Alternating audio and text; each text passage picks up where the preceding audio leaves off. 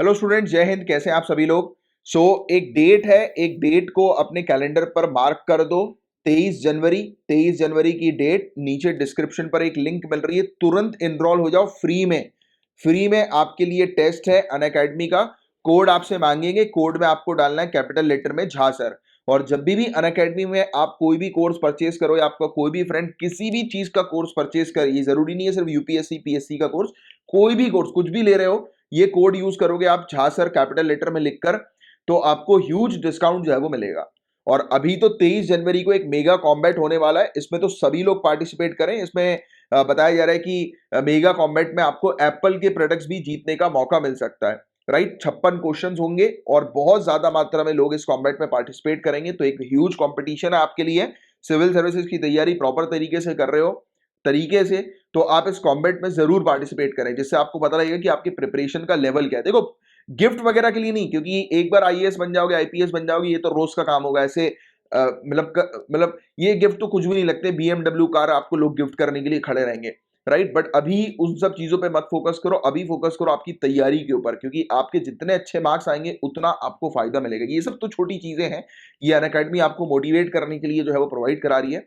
तो ये मिल जाए तो अच्छी बात है, नहीं तो फिर आपकी प्रिपरेशन स्ट्रांग होनी चाहिए। मेन फोकस है प्रिपरेशन के ऊपर। तो सभी लोग यार तुरंत एनरोल हो जाओ। नीचे डिस्क्रिप्शन पर उसकी लिंक है, फ्री है टेस्ट। और झा सर कोड यूज करोगे तो कभी भी कुछ भी चीज परचेज कर रहे हो अनअकैडमी पे, अभी इनके पास एक ऑफर भी चल रहा है 19 जनवरी तक।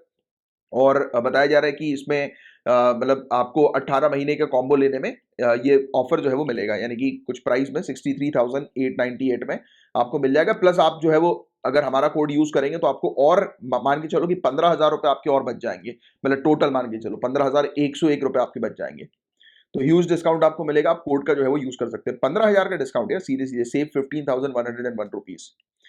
इसके अलावा आपको बता दें कि अनअकैडमी के काफ़ी सारे कोर्सेज अभी ये लॉन्च कर रहे हैं। राइट, रीसेंट कोर्सेज अभी होने वाले हैं इनके काफ़ी सारे, तो ज्वाइन करो आप इनको।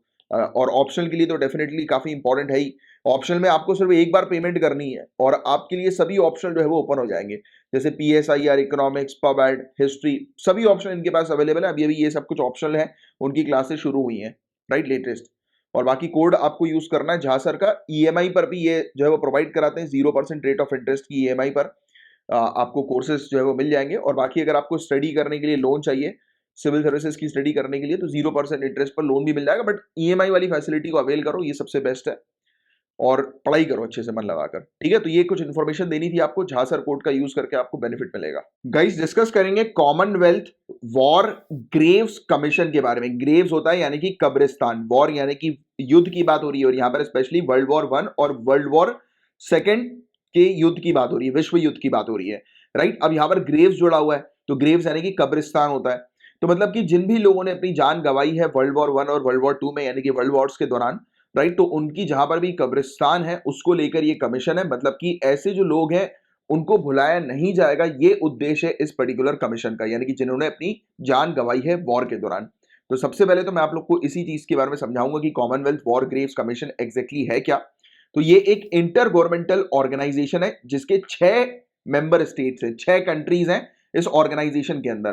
तो ये 6 कंट्रीज कौन सी हैं? Australia, Canada, south Africa, United kingdom, New Zealand और इंडिया। तो इंडिया भी जो है वो इसका हिस्सा है, ये पॉइंट आपको थोड़ा सा ध्यान में रखना है। राइट, इंडिया भी कॉमनवेल्थ वॉर ग्रेव्स कमीशन का हिस्सा है। ये इंश्योर करता है कमीशन कि जितने भी पुरुष और जितनी भी महिलाएं हैं, मेन और वुमेन हैं, जिन्होंने अपनी जान गंवाई है वर्ल्ड वॉर के दौरान, तो उन्हें भुलाया नहीं जाएगा। राइट, तो ये चीज यहां पर फोकस करती है। और कमीशन का गठन जो है वो किया गया था सर फेबियन वेयर के द्वारा, और इस कमीशन को बनाया गया था, गठित किया गया था रॉयल चार्टर 1917 के तहत। और इसे उस समय इंपीरियल वॉर ग्रेव्स कमीशन के नाम से जाना जाता था। राइट, और इसके जो मेंबर हैं, जैसा मैंने आपको बताया, याद रखिएगा मेंबर थोड़ा, कि इंडिया भी इसकी मेंबर है, UK, Australia, Canada, south Africa, New Zealand, ये इसकी मेंबर कंट्री हम लोग को इस कमीशन की देखने को मिलती है। यहां तक बातें क्लियर है आपको? और अभी ये टॉपिक न्यूज में हम लोग को क्यों देखने को मिल रहा है? क्योंकि यूनाइटेड किंगडम में जो ये है कॉमनवेल्थ वॉर ग्रेव्स कमीशन, इसने अभी 5 साइट्स को, जो साइट्स अनयूजुअल फीचर की हैं, असमान विशेषताएं वाली 5 साइट को इसने लिस्ट किया है। इन साइट को एसोसिएट किया है वर्ल्ड वॉर 1 और वर्ल्ड वॉर 2 के साथ, कि ये कुछ ऐसी साइट है जहां पर विश्व युद्ध जो है वो हुए थे। इसमें से एक साइट आपको ध्यान में रखनी है, नागालैंड की कोहिमा वॉर सिमेंट्री, नागालैंड का कोहिमा युद्ध कब्रिस्तान। तो ये चीज आपको थोड़ा सा ध्यान में रखना है। और कोहिमा वॉर सिमेंट्री की बात करें गाइस, तो बताया गया था कि सेकेंड ब्रिटिश डिवीजन, जो अलाइड फोर्स जो थी उसकी सेकेंड ब्रिटिश डिवीजन जो थी, उसके सोल्जर्स यहां पर शामिल थे, जिनकी मृत्यु हुई थी वर्ल्ड वॉर सेकेंड के दौरान कोहिमा में अप्रैल 1944 के दौरान। और सोल्जर्स की मृत्यु हुई थी गैरिसन हिल के बैटल ग्राउंड पे, गैरिसन हिल के युद्ध के मैदान में सैनिकों की मृत्यु हुई थी। और वहां पर एक टेनिस कोर्ट का एरिया था, ये बेसिकली डेप्यूटी कमिश्नर के रेसिडेंस पे, जहां पर इन सोल्जर्स की, इन सैनिकों की मृत्यु हुई थी। ठीक है, तो ये पॉइंट आप थोड़ा सा ध्यान में रखिएगा। और इसके अलावा और भी कुछ अनयूजुअल साइट्स हम लोग को देखने को मिलती हैं, असाधारण स्थल हम लोग को देखने को मिलते हैं, जिसको लिस्ट किया गया है इस कमीशन के द्वारा। राइट, वर्ल्ड वॉर वन की एक साइट है, क्रेटर सिमेट्री इसको कहा गया है, जीवी क्रेटर है ये, जीवी क्रेटर, और लिचफील्ड क्रेटर है फ्रांस के अंदर। बताया जाता है कि ये क्रेटर मतलब कि ये गड्ढे क्यों हुए, क्योंकि माइन एक्सप्लोजन हुआ था, जो माइंस वगैरह जो थे उनकी विस्फोट के कारण हम लोग को देखने को मिला है कि ये गड्ढे हुए हैं काफी सारी साइट्स पर, काफी सारी जगह पर, जहां पर सैनिकों की भारी मात्रा में मृत्यु हुई। इसके अलावा और भी कुछ साइट है, जैसे कि निकोसिया सिमेट्री सिप्रस के अंदर हम लोग को देखने को मिलती है, जिसे cemetery of no man's land भी कहा जाता है। Right, no man's land. अब नो मैन लैंड इसलिए कहा जाता है क्योंकि ये जो कब्रिस्तान हम लोग को देखने को मिल रहा है, ये बॉर्डर में है, और उस क्षेत्र के बॉर्डर में है, लेकिन लैंड के, आइलैंड के ऊपर और नीचे वाले हिस्से के बीच में हम लोग को देखने को मिलता है, यानी कि सदर्न पार्ट और नदर्न पार्ट के बीच में हम लोग को ये देखने को मिलता है, जो कि एक डिस्प्यूटेड एरिया, क्रिमेटरी साइट, राइट, मतलब कि कब्रिस्तान। तो ये बस बेसिक सी चीज है। मेनली इसमें जो आपको ध्यान में रखना था, ये कॉमनवेल्थ वॉर ग्रेव्स कमीशन के बारे में आपको ध्यान में रखना था, कि जिन लोगों ने, जिन सैनिकों ने वर्ल्ड वॉर वन और वर्ल्ड वॉर टू के दौरान अपनी जान गंवाई है, तो उनको याद करने के लिए ये कमीशन जो है वो बनाया गया है, और वर्ल्ड वॉर की साइट्स को एसोसिएट करने से रिलेटेड ये कमीशन बना है। ठीक है, क्लियर है यहां तक बातें? तो ये था पूरा ओवरऑल टॉपिक गाइस। वैवाहिक बलात्कार को अपराध घोषित करने संबंधी एक याचिका हम लोग को देखने को मिल रही है। मैरिटल रेप को क्रिमिनलाइज करने से रिलेटेड एक पिटीशन, एक प्ली हम लोग को देखने को मिल रही है, जिस पर हम लोग चर्चा करेंगे। तो दिल्ली हाई कोर्ट इस चीज की जो है वो सुनवाई कर रही है। पिटीशन चैलेंज कर रही है सेक्शन 375 को, आईपीसी के, इंडियन पीनल कोड के सेक्शन 375 को, जिसने एग्जेम्प्ट किया हुआ है forceful sexual intercourse by a man with his own wife from the offence of rape. मतलब ये कहा है कि अगर एक मैन अपनी वाइफ के साथ अगर फोर्सफुली सेक्सुअल इंटरकोर्स करते हैं, तो, और अगर उनकी वाइफ जो है वो 15 साल से ऊपर की है, तो मैन को सजा नहीं होगी। ये एग्जेम्पशन दिया हुआ है, और इसे मैरिटल रेप एग्जेम्पशन कहा जाता है। मैरिटल रेप एग्जेम्पशन, बलात्कार, वैवाहिक बलात्कार अपवाद के रूप में भी इसे जाना जाता है। और आपको बता दें कि पूरा मुद्दा क्या है गाइस। तो पिटीशन जो है वो सामने रखी गई है दिल्ली हाई कोर्ट के, जिसमें कहा जा रहा है कि मैरिटल रेप को, वैवाहिक बलात्कार को जो है वो क्रिमिनलाइज किया जाए, अपराध घोषित किया जाए। आपको बता दें कि वर्ष 2012 में हुई निर्भया सामूहिक बलात्कार की भयानक घटना के उपरांत गठित न्यायमूर्ति JS वर्मा कमेटी, या फिर इन सिंपल वर्मा कमेटी की ऐतिहासिक रिपोर्ट पर सरकार द्वारा ध्यान नहीं देने का यह परिणाम है। वर्मा कमेटी ने जो अपनी रिपोर्ट प्रस्तुत करी थी, उस रिपोर्ट पर सरकार ने एक्शन नहीं लिया, इसलिए आज की डेट में काफी सारी पिटीशन सामने आ रही हैं, जो डिमांड कर रही हैं कि वैवाहिक बलात्कार को जो है वो क्रिमिनलाइज करो, इसको अपराध घोषित करो। और गाइस, सरकार ने कहा है कई बार, कई मौके पर सरकार जो है वो कह चुकी है कि इस तरह के निर्णय से विवाह संस्था खतरे में पड़ जाएगी। जो इंस्टीट्यूशन है मैरिज की, वो थ्रेटन होगी इस प्रकार के जो है वो निर्णय से। और विशेषज्ञों के अनुसार निजता के अधिकार, यानी कि राइट टू प्रिवेसी सहित इवन शीर्ष अदालत ऑनरेबल सुप्रीम कोर्ट द्वारा भी कई बार कहा गया है कि सरकार का ये तर्क जो है वो अस्थिर है। मतलब कि काफी सारे एक्सपर्ट्स और इवन सुप्रीम कोर्ट भी चाहती है कि मैरिटल रेप को जो है वो क्रिमिनलाइज कर दिया जाए, राइट। और वर्मा कमेटी, जो कि इस पूरे मामले से रिलेटेड हम लोग को देखने को मिलती, वर्मा कमेटी जिसने स्टडी किया था पूरा निर्भया सामूहिक बलात्कार के केस को, राइट, और उन्होंने रिकमेंडेशन दिए थे। तो उन्होंने क्या रिकमेंडेशन दिए थे? तो वर्मा कमेटी ने ये चीज कही थी कि जो एक्सेप्शन है मैरिटल रेप का, इसको हटा दो। जो अपवाद हम लोग को देखने को मिलता है, जिसके बारे में अभी जस्ट हमने डिस्कस किया, सेक्शन 375 आईपीसी का जो है उसके तहत जो एक्सेप्शन है मैरिटल रेप को लेकर, तो उसको जो है वो हटा दो, रिमूव कर दो। और law must specify that a marital or other relationship between the perpetrator or victim is not a valid defense against the crime of rape or sexual violation। मतलब आप रेप या फिर सेक्सुअल वॉल्यूशन जैसे यानी कि बलात्कार या यौन हिंसा के अपराधों से बचने के लिए इस प्रकार के कानून को आप बेस नहीं बना सकते, ये कहकर कि आपका रिलेशनशिप जो है वो विक्टिम के साथ है, यानी कि आपने शादी करी है विक्टिम के साथ। मतलब कि सीधी सीधी बात ये हो गई कि यहां पर महिलाओं को एक प्रॉपर्टी की तरह ट्रीट किया जाता है बस। तो ये सोच, ये धारणा लोगों के दिमाग से अब हटानी है, और ये तभी पॉसिबल हो पाएगा जब इससे रिलेटेड प्रॉपर पुख्ता कानून बनेंगे। आपके क्या विचार है इससे रिलेटेड, आप बताइए नीचे कमेंट बॉक्स पर लिखकर। जो भी आपको लगता है, आपकी ओपिनियन बिल्कुल वेलकम है, आप नीचे कमेंट बॉक्स पर लिखकर बताएं। मेरा तो पर्सनल ओपिनियन ये कहता है कि सख्ती से लाने चाहिए इस प्रकार के कानून को, क्योंकि आज की डेट में भी महिलाओं को या स्पेशली वाइफ को एक प्रॉपर्टी से ज्यादा और कुछ नहीं माना जा रहा है काफी सारी जगहों पर। और इस चीज को जो है वो हटाना है, हमको किसी भी कीमत पर हटाना है सोसाइटी से, ये गंद को किसी भी कीमत पे हटाना है। तो क्या आर्ग्यूमेंट जो है वो दिए हैं, क्या तर्क जो है वो दिए हैं सरकार ने इसके खिलाफ? क्यों सरकार नहीं चाहती है कि जो मैरिटल रेप जो है उसको क्रिमिनलाइज किया जाए, वैवाहिक बलात्कार को जो है वो अपराध जो है वो घोषित किया जाए? इसके अगेंस्ट क्यों है सरकार? तो सरकार ने अपने एफिडेविट में कहा है कि मैरिटल रेप जो है वो एक फिनोमिना जो है वो बन सकता है जिसके चलते मैरिज का इंस्टीट्यूशन डीस्टेबलाइज हो सकता है, विवाह संस्था को ये अस्थिर कर सकता है। और ये एक इजी टूल के तौर पर भी बन सकता है जिसमें हस्बैंड्स को हरास तक किया जा सकता है। जैसे कि आप लोग जानते हैं गाइस, दहेज प्रथा के मामले में काफी सारे रॉन्ग केसेस हम लोग को देखने को मिल रहा है, राइट? कि कई केसेस में हस्बैंड्स को हरास किया जा रहा है दहेज प्रथा के केसेस में।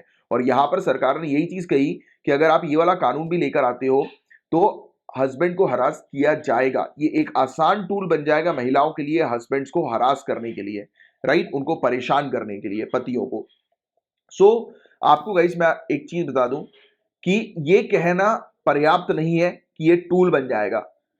अगर ये टूल बनेगा तो उसको काउंटर करने के लिए आप कानून बनाइए कि अगर कोई फॉल्स स्टेटमेंट देते हैं, राइट, और उससे रिलेटेड। बट प्रॉब्लम ये भी है ना यार कि आप जो है, क्योंकि ये संबंध मैरिटल रेप का है, राइट, अब इसमें पुख्ता सबूत हासिल नहीं किए जा सकते कि एग्जैक्टली हुआ क्या, पुख्ता सबूत हासिल नहीं किए जा सकते। अब इसमें तो ऑब्वियस ही बात है कि इस प्रकार की अगर घटना हो रही है, और दूसरी बात बताऊं, ये घटना जो है वो कब होती है पता है इस प्रकार की? यानी कि वाइफ जो है वो हस्बैंड के ऊपर केस करती है, हस्बैंड वाइफ के ऊपर केस करते हैं, कब होता है? जब दोनों के बीच में एक अच्छे रिलेशनशिप नहीं होते हैं, हेल्दी रिलेशनशिप, दोनों के बीच में बातचीत बंद हो जाती है, हेल्दी रिलेशनशिप नहीं होते, एक दूसरे के मतलब से जलन होने लगती है या इंटरेस्ट खोने लगता है। वो उसकी वजह यह भी है क्योंकि लोग जो है वो अपने लाइफ पार्टनर के साथ जो है वो टाइम स्पेंड नहीं करते हैं लाइफ पार्टनर के साथ। और कई केसेस में तो ये भी देखा गया है कि कई केसेस में लोगों की फोर्सफुली मैरिज कर दी जाती है। तो उसके पीछे का भी कारण यही है कि भाई आप फोर्सफुली मैरिज करोगे जब सामने वाले का इंटरेस्ट ही नहीं है मैरिज में, और आप अगर उसको उसकी मैरिज करवा देते हैं तो that will become difficult in future for both of them, दोनों के लिए बहुत डिफिकल्ट हो जाएगा।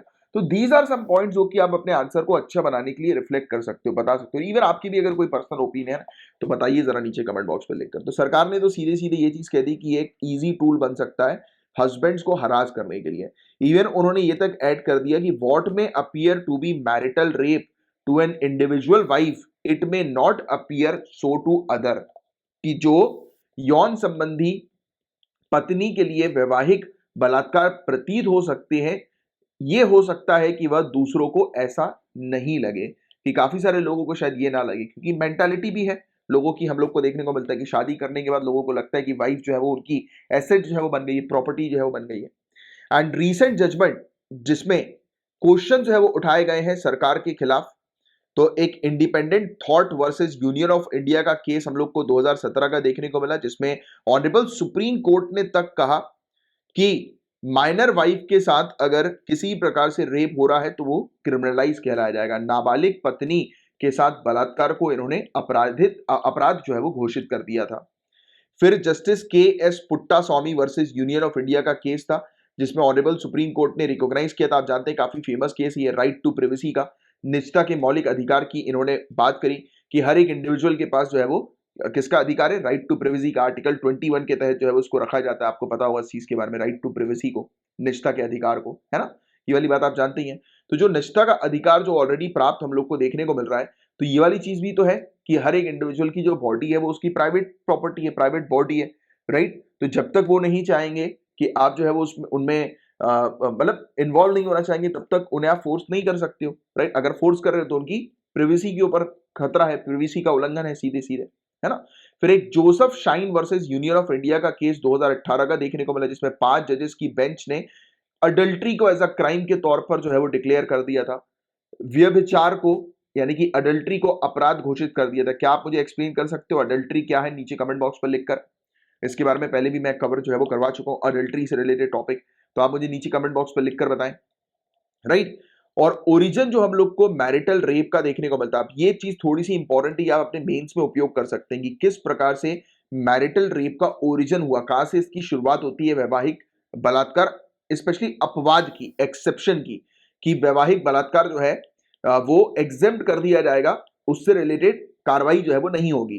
तो ये होती है treatise on criminal law of England से रिलेटेड, यानी कि इंग्लैंड के कानून से ये शुरू होता है, जिसे कहा जाता है history of the pleas of the crown, जिसमें British chief justice Matthew Hale ने कहा था 1736 में कि husband can not be guilty of rape, husband को रेप का गिल्टी जो है वो नहीं माना जाएगा अगर वो अपनी लॉफुल वाइफ के साथ जो है वो संबंध बनाते हैं, यौन संबंध बनाते हैं, तो हस्बैंड को रेप का गिल्टी नहीं कहलाया जाएगा। अब मैं यहां पर आपको हाईलाइट करना चाहता हूं ईयर, ये ईयर था 1736 का।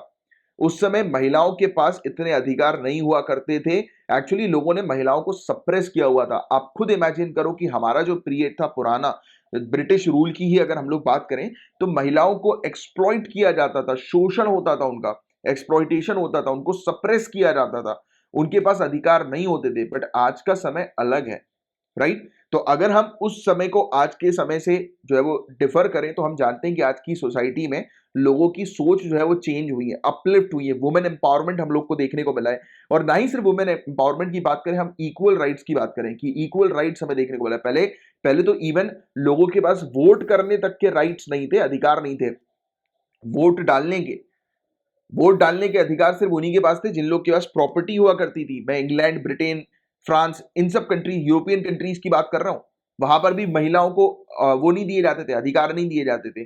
बट बाद में समय चेंज हुआ, राइट? तो हम पुराने समय को आज के समय से अगर कंपेयर करें, तो सोसाइटी, क्योंकि सोसाइटी की सोच से ही हम लोग को पूरी चीज देखने को मिलती है। आज की डेट में सोसाइटी की सोच में चेंजेस हुए हैं। सोसाइटी में वुमेन एम्पावरमेंट की बात नहीं कर रहा हूं, मैं इक्वालिटी की बात कर रहा हूं। सोसाइटी इक्वालिटी पर आज की डेट में मेनली फोकस करती है, जेंडर इक्वालिटी पर। तो अगर हम जेंडर इक्वालिटी को बढ़ाने के लिए फोकस कर रहे हैं, तो इस प्रकार के कानून भी लाने चाहिए, क्योंकि ये जो इन्होंने जो बात कही थी, स्टेटमेंट दिए थे, वो उस समय की सोच के हिसाब से दिए थे, और आज की सोच जो है वो अलग है। और इस सोच को हमें बदलना भी है, एक अच्छा वर्ल्ड, एक अच्छी सोसाइटी, इक्वल सोसाइटी बनाने के लिए, है कि नहीं? ये प्रयास करने हैं। और ये स्टेटमेंट इन्होंने इसलिए दिया क्योंकि आपसी वैवाहिक सहमति और अनुबंध के तहत पत्नी द्वारा अपने आप को, ध्यान सुनिएगा इन्होंने क्या कहा, कि पत्नी द्वारा अपने आप को इस प्रकार से अपने पति को सौंप दिया जाता है जिससे वह स्वयं वापस नहीं हट सकती है। मतलब कि पत्नी अपनी बॉडी को एज अ प्रॉपर्टी के तौर पर पति को दे देती है, कि पत्नी एक प्रॉपर्टी है, एसेट है, किसकी? पति की थी। कितनी घटिया सोच हुआ करती थी पहले के समय की, राइट? हर एक इंडिविजुअल, सबके अंदर एक लाइफ, एक जीवन है, सब सांस ले रहे हैं, सब जी रहे हैं, सबके अंदर एक समान खून है। तो क्यों इस प्रकार से आप, एक प्रकार से आप तो वाइफ को एज अ स्लेव के तौर पर ट्रीट कर रहे हो, स्लेव, फोर्स लेबर, यही तो है, और क्या है? फिर आपने कैसे उनको एक इंसान के तौर पर ट्रीट किया? नहीं किया इंसान के तौर पर ट्रीट। इंसान के तौर पर आप जब ट्रीट करोगे, जब दोनों की अंडरस्टैंडिंग मैच होगी, दोनों एक दूसरे के साथ रहेंगे। देखो क्या होता है गाइस, कोई भी रिलेशनशिप जो होता है ना, वो म्यूचुअल बेनिफिट के लिए ही होता है, ये बात फैक्ट है। चाहे आज का समय ले लो या किसी भी टाइम का समय ले, म्यूचुअल बेनिफिट, कि आप एक दूसरे के बेनिफिट के लिए एक दूसरे के साथ जुड़े हो। तो आप कैसे ओवर पावर कर सकते हो एक को एक के खिलाफ? नहीं कर सकते ना। तो आपको इक्वल रहना है, और ये इक्वलिटी कब आएगी? जब सोच चेंज होगी। तो हमें मेनली फोकस करना है सोच चेंज करने के ऊपर, रेदर देन, जैसे अपन कानून भी लेकर आ जाएंगे, आज की डेट में भी तो बाल विवाह को रोकने के लिए कानून है कि नहीं? बट फिर भी बाल विवाह होते हैं काफी सारी जगहों पर, राइट? आज आज की डेट में जो फीमेल जो बच्चियां हैं उनके एजुकेशन को प्रमोट करने से रिलेटेड कानून है, और सक्सेसफुली अवेयरनेस के तहत ये फुलफिल भी हुआ है, पूरा भी हुआ है। बट फिर भी काफी सारी जगह पर फीमेल एजुकेशन जो है वो रोक दी जाती है, क्योंकि वो सोच को चेंज करनी है। बट यस, कानून भी लाना है, क्योंकि कानून, स्ट्रिक्ट कानून होंगे तब जाकर लोगों की सोच भी चेंज होगी। कुछ लोग होते हैं कि लातों के भूत बातों से थोड़ा ना मानते हैं, राइट? तो that thing should reflect in your answer, कि सोच, लोगों की सोच चेंज करनी है, सोसाइटी के अंदर अवेयरनेस क्रिएट करनी है, इक्वलिटी से रिलेटेड, राइट? कि लोगों के इमोशन से रिलेटेड, कि सामने वाला भी तो इंसान है। फिर इसके बाद से इस अपवाद यानी कि इस एक्सेप्शन को इंग्लैंड सहित काफी सारे न्यायालयों में इस्तेमाल किया जाता रहा है। और हालांकि इंग्लैंड के उच्च सदन हाउस ऑफ लॉर्ड्स में वर्ष 1991 में विवाह को बराबरी की साझेदारी के रूप में घोषित कर दिया था। इवन इंग्लैंड तक ने भी ये कह दिया था कि जो मैरिज जो है, यानी कि हाउस ऑफ लॉर्ड उसकी जो हम लोग को देखने को मिलती है इंग्लैंड की, तो 1991 में इसने तक कह दिया था कि marriage to be a partnership of equals, बराबरी की साझेदारी के रूप में घोषित किया था, और पत्नी को पति के अधीनस्थ संपत्ति माने जाने संबंधी विचार को खारिज, देखो विचार, जो विचार है, जिस विचार ने ये चीज जो है वो डेवलप करी है लोगों के बीच में, कि मैन जो है, मैन मैन वो वाइफ को ओवर रूल करेगा, मैन जो है या फिर वाइफ जो है वो मैन की प्रॉपर्टी है, राइट? तो ये चीज जो है वो लोगों के विचार में है, लोगों के थॉट्स में है, और इसी थॉट को, इस विचार को खत्म करना है, खारिज करना है। और साथ ही विश्व बैंक के अनुसार, वर्ल्ड बैंक के अनुसार ये बताया जाता है कि नेपाल सहित कम से कम 78 कंट्रीज में विशेष रूप से वैवाहिक बलात्कार को अपराध घोषित करने वाले कानून लागू हैं। तो हम क्यों नहीं कर सकते? हम भी करेंगे। तो करेंटली आज की डेट में मैरिटल रेप, वैवाहिक बलात्कार जो है वो कोई भी ग्राउंड नहीं है डिवोर्स का। हिंदू मैरिज एक्ट 1955 में, या मुस्लिम पर्सनल लॉ यानी कि शरीयत एप्लीकेशन एक्ट 1937 में, या स्पेशल मैरिज एक्ट 1954 में, और इसको डिवोर्स के ग्राउंड के तौर पर यूज नहीं किया जा सकता, और हस्बैंड के अगेंस्ट जो है वो यूज नहीं किया जा सकता। इवन हमारा आईपीसी का सेक्शन 375 ये भी एग्जेम्पशन जो है वो दे देता है, राइट? कि अगर वाइफ 15 साल की एज से ऊपर की है, ज्यादा की है, तो सेक्सुअल इंटरकोर्स जो मैन के द्वारा उसके हस्बैंड के द्वारा किया जाता है, तो वो फोर्स यानी कि मैरिटल रेप नहीं कहलाया जाएगा। तो ये एक्सेप्शन था। और इसके अलावा कोई भी दूसरे कानून हम लोग को नहीं देखने को मिल रहा है जो कि मैरिटल रेप से रिलेटेड है। जो विक्टिम्स है गाइस, उनको सिर्फ सिविल रेमेडीज मिल सकती है protection of women from domestic violence act 2005 के तहत। सो आज की डेट में मैरिटल रेप को क्रिमिनलाइज करने की सख्त आवश्यकता है। क्यों सख्त आवश्यकता है? क्योंकि काफी सारी स्टडीज के थ्रू ये चीज पाई गई है कि जो गैर सहमति होती है, नॉन कंसेंशुअल सेक्स जो हम लोग को देखने को मिलता है वाइफ के साथ, यानी कि बिना वाइफ की परमिशन से, परमिशन के आप उनको फोर्स जो है वो कर रहे हो, और फिजिकल फोर्स कर रहे हो अपने वाइफ को सेक्स के लिए, तो ये काफी सारी स्टडी के थ्रू ये चीज देखी गई है कि ये चलन में है, ये आ रही है सामने। और मैरिज जो है वो एक इक्वल रिलेशनशिप कॉन्ट्रैक्ट हम लोग को देखने को मिलता है, ना ही एक वन टाइम कंसेंट सभी चीज का। मतलब मैरिज, ये चीज आप अपने मेंस में उपयोग कर सकते हो कि मैरिज जो है वो इक्वल रिलेशनशिप कॉन्ट्रैक्ट है, एक ऐसा कॉन्ट्रैक्ट जो इक्वल के ऊपर आधारित है, दोनों एक इक्वल है, एक दूसरे को दोनों की आवश्यकता है, राइट? ऐसा नहीं है कि एक दूसरे को जो है वो ओवर पावर करे, ऐसा नहीं है कि एक बार मैरिज करने के बाद एक सामने वाले को सभी चीज करने की सहमति मिल गई हो, ऐसा नहीं है। और लीगल एक्सेप्शन जो रेप लॉस का हम लोग को देखने को मिलता है, वो मेन को अनइक्वल प्रिविलेज प्रोवाइड कराता है, असमान विशेष अधिकार जो है वो प्रदान कराती है पुरुषों को, इस प्रकार के कानून। और मैरिटल रेप के जो विक्टिम्स होते हैं, ये इवन साइकोलॉजिकल स्कार्स भी फेस करते हैं, मनोवैज्ञानिक चोट भी इनको बहुत लंबे समय तक फेस करनी होती है। और एक्सेप्शन हम लोग को देखने को मिलता है सेक्शन 375 के अंदर। जो एक्सेप्शन है, मतलब कि इस प्रकार से वैवाहिक बलात्कार जो है उसको नल एंड वॉइड जो है वो डिक्लेयर कर दिया जाता है। अगर एक मैन जो है, ये चीज याद रखना, मैन जो है वो अगर अपनी 15 साल से ऊपर की उम्र की वाइफ के साथ अगर मतलब इंटरकोर्स कर रहे हैं, तो उस दौरान वैवाहिक बलात्कार जो है वो मान्य नहीं होगा। और ये बताया जाता है कि सीधे सीधे उल्लंघन आर्टिकल 14, आर्टिकल 15, आर्टिकल 19 और आर्टिकल 21 का है, सीधे सीधे महिलाओं का, महिलाओं के फंडामेंटल राइट्स का सीधे सीधे उल्लंघन है, ये मौलिक अधिकार का, मूल अधिकार का। और पैट्रियार्कल नेचर जो हमारी इंडियन सोसाइटी की हमें देखने को मिलती है, इसने पुरुषों के दिमाग में यह बात स्टक कर दी है, सजा दी है कि महिलाओं के महिलाओं से अपेक्षा की जा सकती है कि जब उनके पति इंटरकोर्स की मांग करें तो वे इसका पालन करें। तो मतलब कुल मिलाकर ये क्या है, ये लोगों के दिमाग में जो ये चीज है इसको हमें हटाना है कि महिला एक प्रॉपर्टी, ऐसा नहीं है। इक्वल है, वो भी इंसान है, वो भी जीवित है, जैसे आप हो वैसी वो है, राइट। और इवन आज की डेट में तो आप जानते ही हो, सिविल सर्विसेज की बात करें तो महिलाओं कितनी ज्यादा हम लोग को देखने को मिल रही है टॉप मोस्ट पोजीशन के अंदर, राइट। और पुरुष देखिए आवारागर्दी वाली एक्टिविटीज में लगे हुए। तो अपने आप को इंप्रूव करो। इस प्रकार की चीजों में इन्वॉल्व जो भी लोग हो रहे हैं वो गलत है, वो घटिया, ये सोच ही घटिया है, राइट।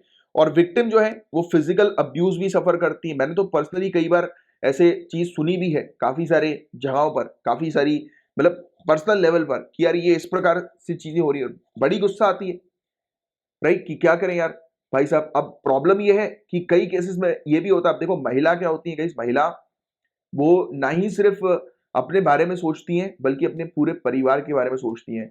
वो सोचती हैं कि अगर मैंने केस कर दिया पुलिस में, मैंने तो कहा भी था, एक सजेशन भी दिया था कि आप तुरंत जो है वो केस करिए, आप बोले तो मैं करूं आपके बिहाफ में जो है वो केस। तो बोलती नहीं मैं फिर मुकर जाऊंगी। अब प्रॉब्लम यही है ना, क्योंकि उनको जो है वो अपने फैमिली को लेकर भी चलना है। देखिए सहती हैं वो बट फिर भी अपनी फैमिली के बारे में सबसे पहले सोचती हैं। तो आप कैसे कर सकते हो यार लेडी के साथ ऐसा कुछ। और कहा जाता है ना कि हमारे यहाँ पर, हमारे देश में महिलाओं को जो है वो माता के समान जो है वो पूजा जाता है, कन्या भोज हम कराते हैं, राइट। हर हर एक धर्म, हर एक रिलीजन की आप बात करें तो महिला को जो है वो मतलब टॉप पर जो है वो रखा गया है हमेशा। टॉप पर भी ना किया जाए तो इक्वल लेवल पर रखा गया है, और वहीं पर ही हम इस प्रकार की हरकत कर रहे हैं यार। तो ये बहुत घटिया है चीज, ये लोगों के दिमाग में बहुत घटिया सोच है, राइट। तो ये चीज नहीं करना है। एंड इसके अलावा महिला जो है वो मेंटल ट्रॉमा से होकर भी गुजरती है, क्योंकि उनकी डिग्निटी का उल्लंघन है ना, उनकी डिग्निटी का उल्लंघन है।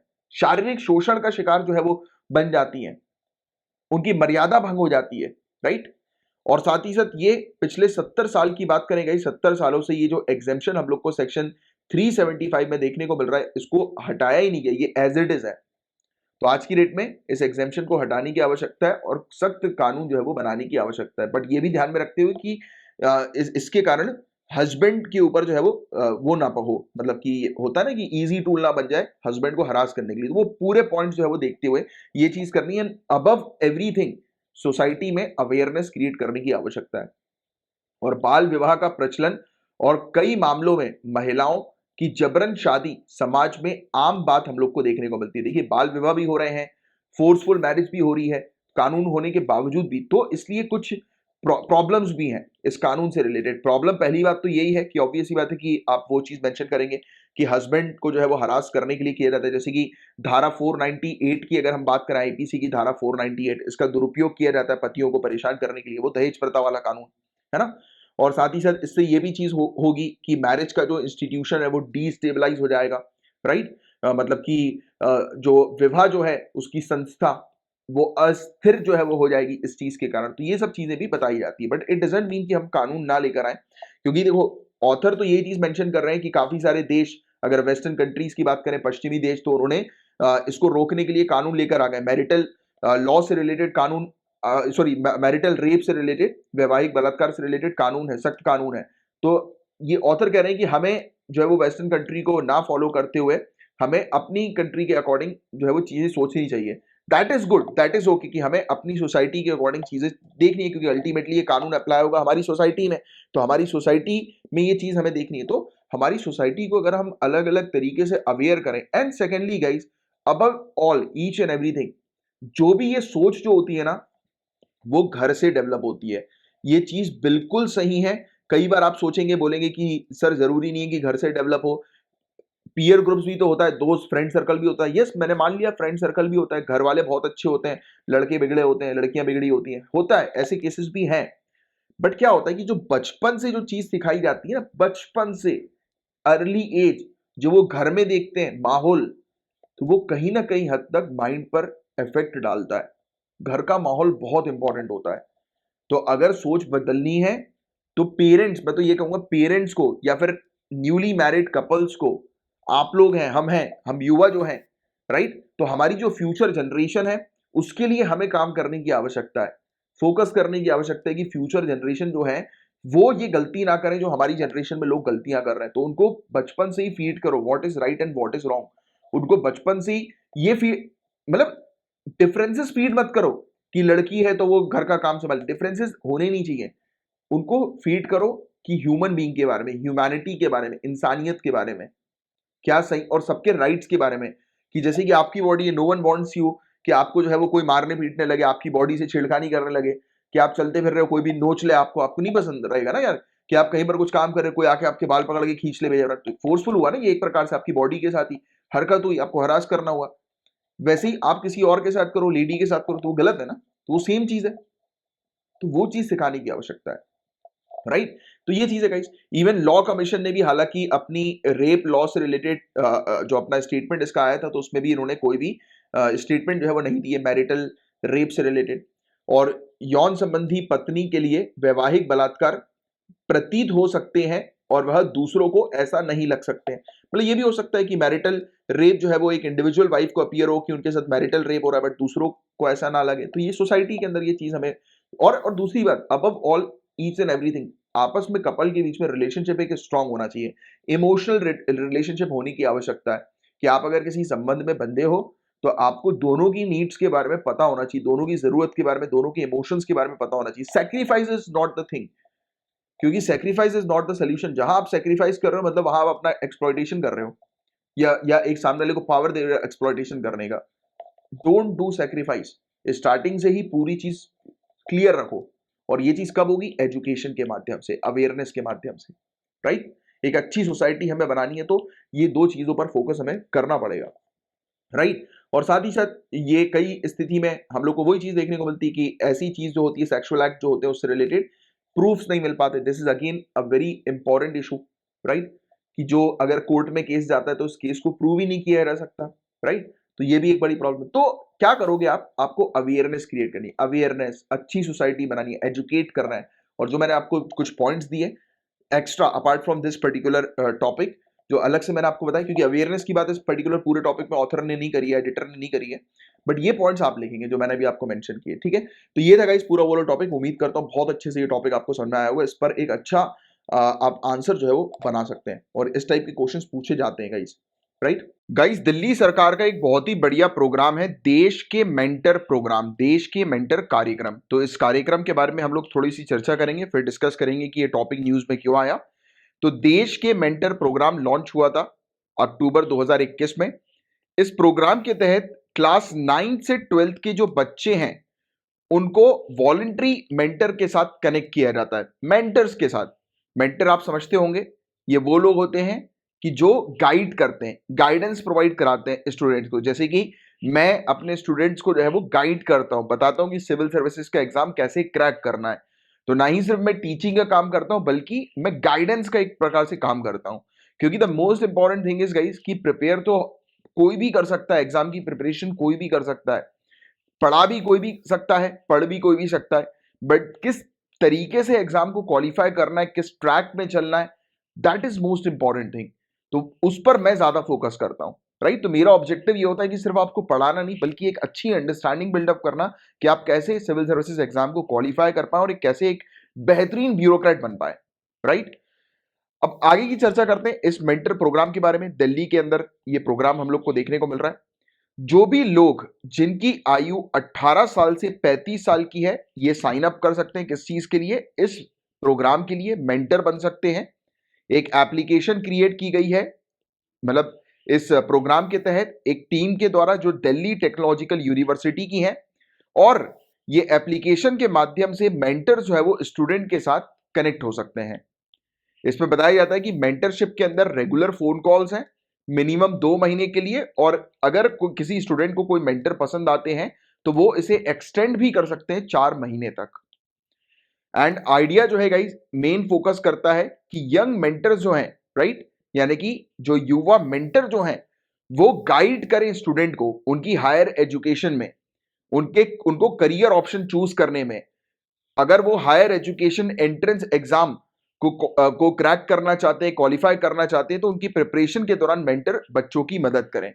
और जो भी प्रेशर होता है, कई बार स्टूडेंट्स को प्रेशर क्रिएट होता है, जैसे कि मैं अपनी क्लासेस के दौरान और पर्सनली स्टूडेंट से चर्चा करता हूं, बातचीत करता हूं, डिस्कशन करता हूं, राइट। उनको जो भी प्रॉब्लम्स आती है उस प्रॉब्लम्स में मैं उनको गाइड करता हूं, राइट। इवन क्या होता है कि गाइस इस प्रिपरेशन के दौरान many times you will face, बहुत बार ऐसा टाइम आएगा, ऐसा समय आएगा कि आपको लगेगा कि अरे यार अब कुछ नहीं हो रहा यार, समझ में नहीं आ रहा किस ट्रैक में हूं मैं, क्या करूं। एकदम से आप अपना पाथ खो जाते हो, रास्ता खो जाते हो, कोई ऐसी घटना हो जाती है जिसके कारण से सब कुछ बिखर जाता है।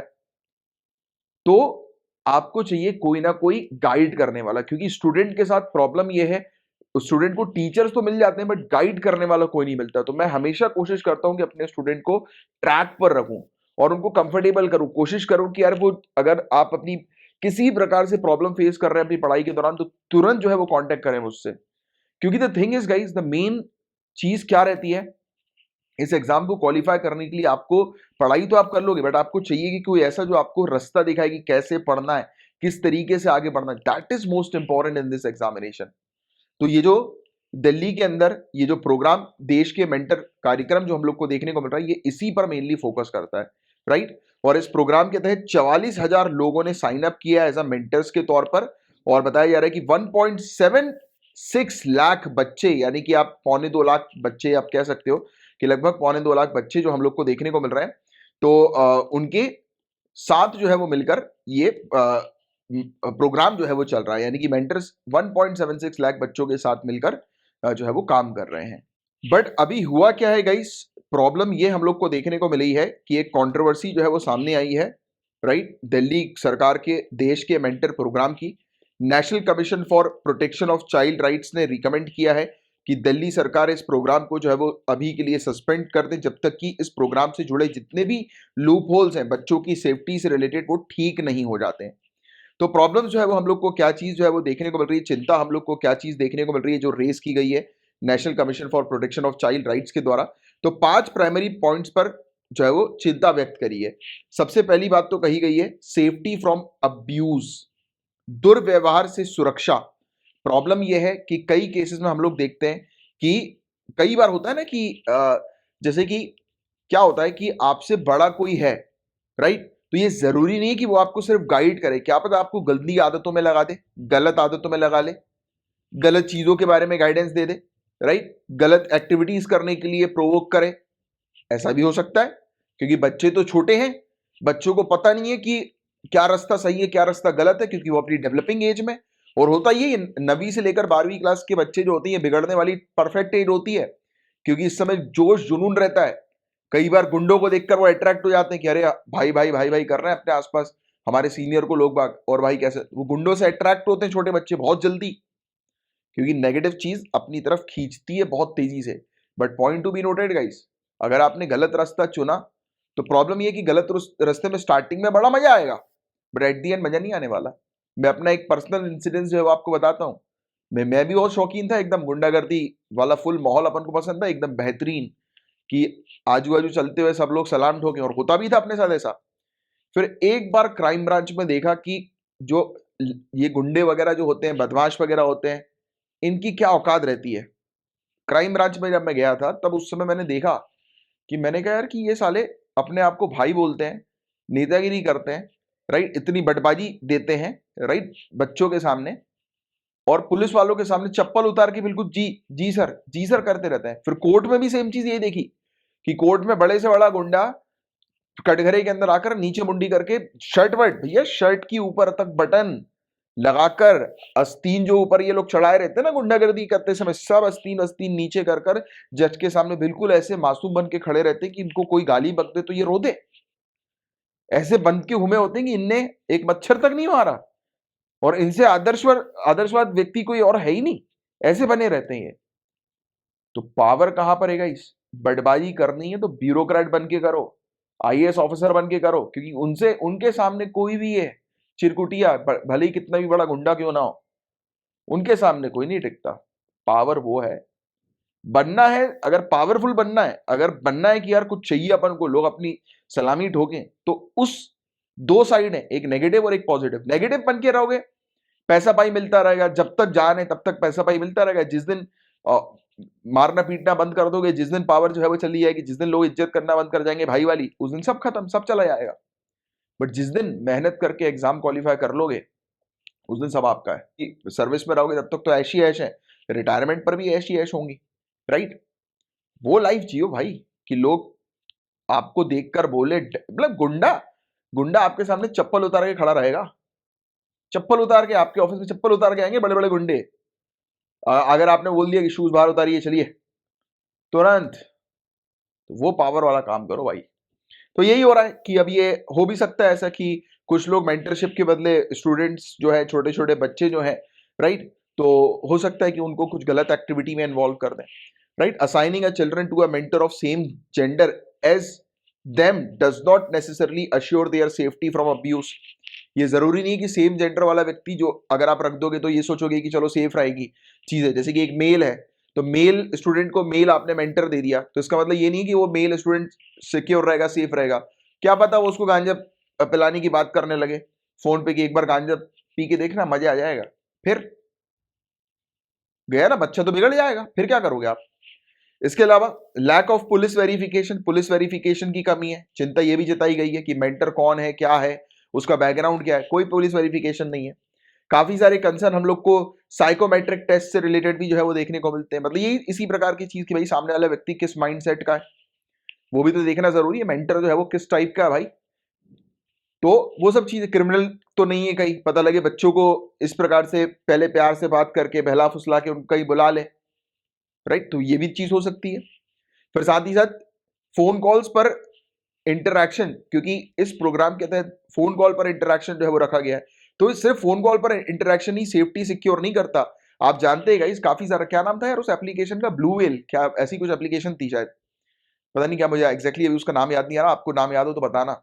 उस एप्लीकेशन के थ्रू बच्चे मरे हैं, सुसाइड कर लिया उनने, उस एप्लीकेशन ने बच्चों को इतना, वो गेम था कुछ इस प्रकार का, पता नहीं मुझे एग्जैक्टली उसका नाम याद नहीं आ रहा, बहुत फेमस चला था, आपको शायद याद आ गया हो कि बहुत, मतलब बच्चे, मतलब ये मान के चलो कि स्टेज बाय स्टेज उस एप्लीकेशन ने बच्चों को इस तरीके से बना दिया, उनका माइंड इस तरीके से घुमा दिया कि बच्चों ने सुसाइड कर लिया भैया।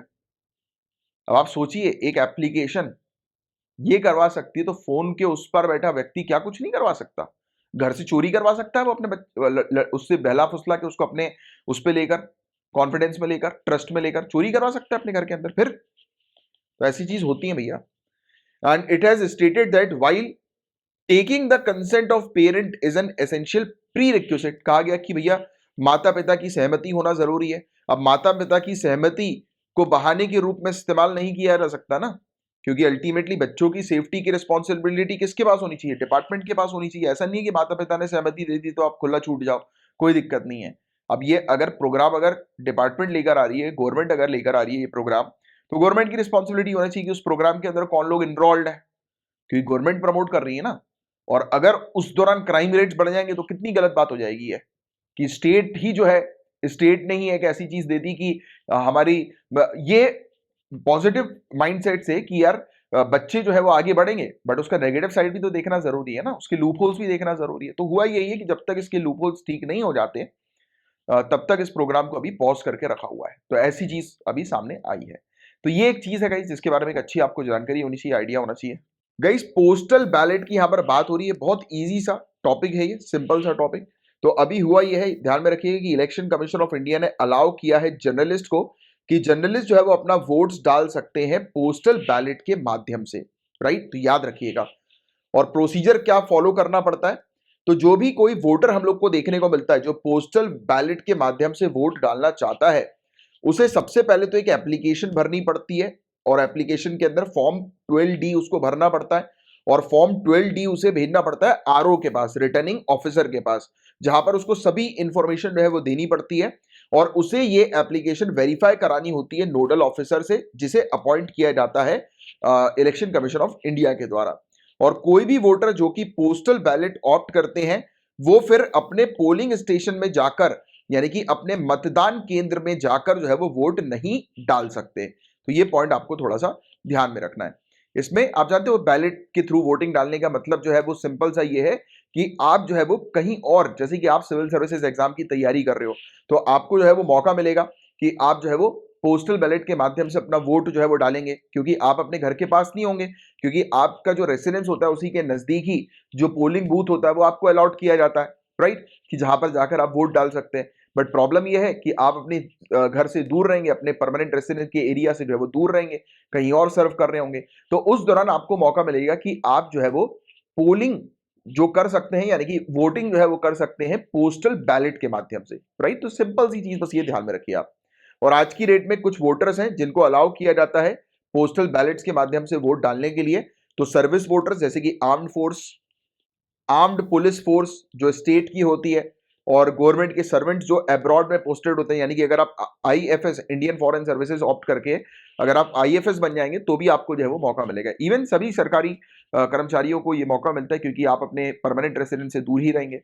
और साथ ही साथ जो इलेक्शन ड्यूटी के दौरान जो वोटर्स रहते हैं, और साथ ही साथ वो वोटर्स जिनकी उम्र 80 साल से ऊपर की, 80 साल थोड़ा सा आयु ध्यान में रखिएगा, और जो पर्सन विद डिसेबिलिटी, दिव्यांगजन जो व्यक्ति हैं, राइट। और इसके अलावा जो वोटर्स प्रिवेंटिव डिटेंशन के तहत जिनको अरेस्ट किया हुआ है, राइट, तो उनको भी जो है वो मौका मिलता है पोस्टल बैलेट के माध्यम से वोट डालने का। तो पोस्टल वोटिंग है क्या, तो ये चीज आप समझ ही गए होंगे। डाक पत्र के माध्यम से मतदान जो है वो क्या होता है, तो डाक पत्र नाम से समझ में पोस्ट, आप वोट डालते हैं वाया पोस्ट। तो ये कुछ रिस्ट्रिक्टेड सेट ऑफ वोटर्स को ही अलाउ किया जाता है, कुछ रिस्ट्रिक्टेड, तो सीमित मतदाताओं के समूह के द्वारा ही ये किया जाता है, जिसके बारे में हमने डिस्कस किया कि किन किन को ये अलाउड है, राइट। और इसमें कोई भी एक वोटर जो होता है वो रिमोटली, यानी कि दूर दराज के एरिया पर बैठकर अपने वोट को जो है वो डाल सकते हैं, राइट। बैलेट पेपर पे जो प्रेफरेंसेस होती है उसके अकॉर्डिंग वो अपने वोट को जो है वो डाल सकते हैं। और इन्हें जो है वो काउंटिंग से पहले पहले इलेक्शन ऑफिसर को जो है वो प्रोवाइड कराना पड़ता है अपना वोट। और आपको थोड़ी सी और इंफॉर्मेशन मैं देना चाहूंगा रिप्रेजेंटेशन ऑफ पीपल एक्ट 1951 से रिलेटेड। तो ये थोड़ा सा ये कानून से रिलेटेड कई बार क्वेश्चन आ सकता है कि जन प्रतिनिधित्व अधिनियम 1951 है क्या, तो आपको ध्यान में रखना है कि ये एक ऐसा कानून है जो कि प्रोवाइड कराता है एक्चुअल कंडक्ट ऑफ इलेक्शन किस प्रकार से इंडिया में होगा, उससे जुड़े जितने भी मामले होते हैं उसकी इंफॉर्मेशन देता है रिप्रेजेंटेशन ऑफ पीपल एक्ट 1951। जैसे कि ये बात करता है कि मेंबर ऑफ जो पार्लियामेंट जो हम लोग को देखने को मिलते हैं, और स्टेट लेजिस्लेचर यानी कि एमपीज और एमएलए जो है, राइट, तो उनकी क्वालिफिकेशन क्या होगी या उनका डिस्क्वालिफिकेशन किस तरीके का होगा, तो ये चीज जो है वो बात की जाती है इसके अंदर, राइट। और साथ ही साथ एडमिनिस्ट्रेटिव मशीनरी, मतलब कि कौन सी बॉडी ऐसी होगी जो कि इलेक्शन कंडक्ट कराएगी, तो उसके बारे में ये कानून जो है वो बताता है। फिर पॉलिटिकल पार्टीज के रजिस्ट्रेशन से रिलेटेड ये कानून जो है वो बात करता है। इलेक्शंस कैसे कंडक्ट होंगे, चुनाव का संचालन कैसे होगा, उसकी बात करता है आरपी एक्ट।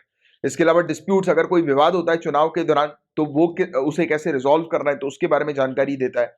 करप्ट प्रैक्टिसेस और इलेक्टोरल ऑफेंस, यानी कि भ्रष्ट आचरण और चुनावी अपराध से रिलेटेड जानकारी देता है, और बाई इलेक्शन उपचुनाव से रिलेटेड जानकारी देता है रिप्रेजेंटेशन ऑफ पीपल एक्ट 1951। तो बस एक बेसिक सी चीज थी आपको बतानी थी। मेन हमारा जो टॉपिक था वो पोस्टल बैलेट से रिलेटेड था। और ध्यान में रखिएगा कि अब जर्नलिस्ट जो है उनको भी अलाउ किया गया है कि पोस्टल बैलेट के माध्यम से वो अपना वोट कास्ट कर सकते हैं, राइट, क्लियर गाइज। आपकी प्रिपरेशन को स्ट्रांग बनाने के लिए कुछ फैसिलिटीज अब आपको प्रोवाइड की जा रही हैं आपके Jha sir academy for IAS पे।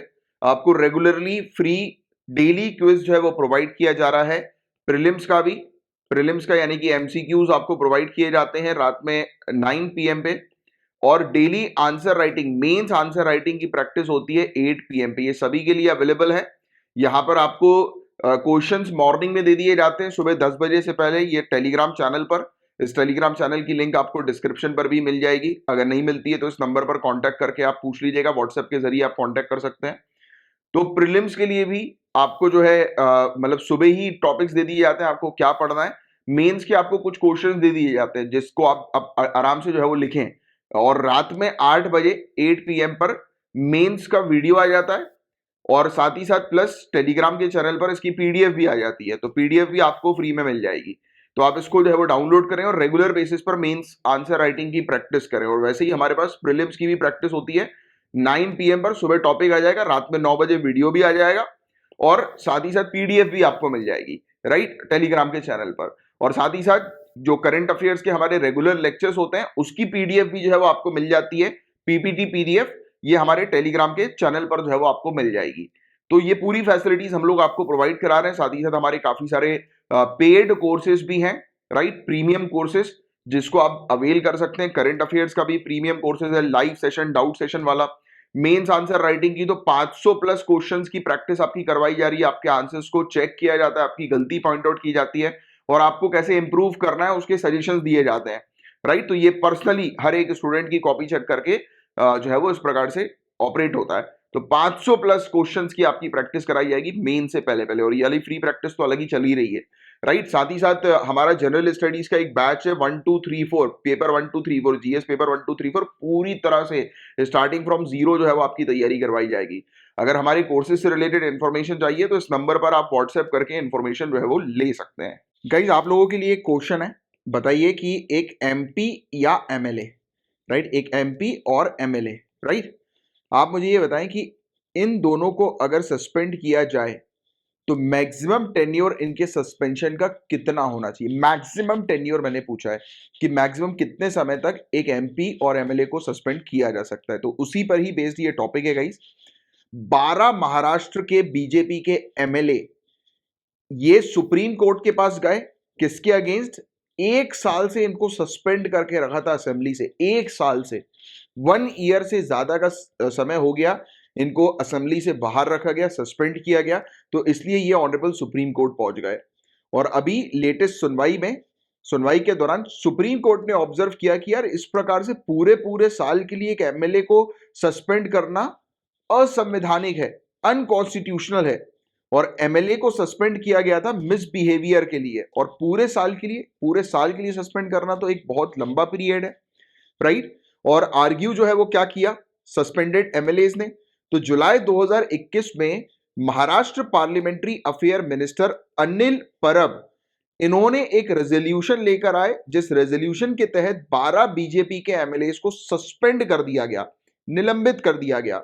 एमएलए ने यह आर्ग्यू किया कि सस्पेंशन सिर्फ और सिर्फ प्रिसाइडिंग ऑफिसर ही दे सकते हैं, पीठासीन अधिकारी ही सस्पेंड कर सकते हैं, राइट। सिर्फ और सिर्फ पीठासीन अधिकारी यही सस्पेंशन ऑर्डर जो है वो जारी कर सकते हैं, ये हाउस का रूल्स जो है वो कहता है।